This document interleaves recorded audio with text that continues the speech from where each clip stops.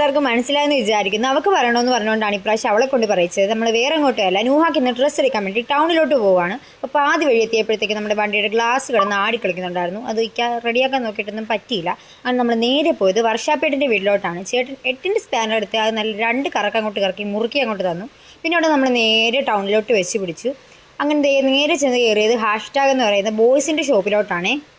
പുറത്ത് നോക്കിയപ്പോൾ തന്നെ നല്ല കളക്ഷൻസും കാര്യങ്ങളും ഉണ്ടായിരുന്നു. ടീഷർട്ടിൻ്റെ അകത്ത് ചെന്നപ്പോൾ ഷർട്ടും ടീഷർട്ടും ജീൻസും ബാഗി എല്ലായിട്ടും നിറഞ്ഞിട്ടുണ്ടായിരുന്നു. നുഹ ഇതുവരെ ജീൻസും കാര്യങ്ങളൊന്നും എടുക്കാത്തതുകൊണ്ട് നമ്മൾ ആദ്യമായിട്ട് അവൾക്കൊരു ജീൻസ് എടുത്തു. അവിടെ നമ്മൾ നേരെ പോയത് ക്യൂട്ടിപ്പയിലേക്കാണ്. പെരുന്നാളും പിറന്നാളും ഒരേ ദിവസം ആയതുകൊണ്ട് ഒരു കേക്കും മേടിച്ച് അതൊന്ന് ആഘോഷിക്കാമെന്ന് വെച്ച് നമ്മൾ നേരെ ക്യൂട്ടിപ്പയിലോട്ട് പോയി. അങ്ങനെ ഒരുപാട് കേക്കും കാര്യങ്ങളൊക്കെ ഉണ്ടായിരുന്നു. നമ്മൾ ഒരുപാട് നേരം നോക്കിക്കാതെ ഈ ഒരു ബ്ലാക്ക് കേക്കാണ് ഓർഡർ ചെയ്തത്. അവിടെ നമ്മൾ നേരെ പോയത് മിഡ് 90s എന്ന് പറയുന്ന കടയിലോട്ടാണ്.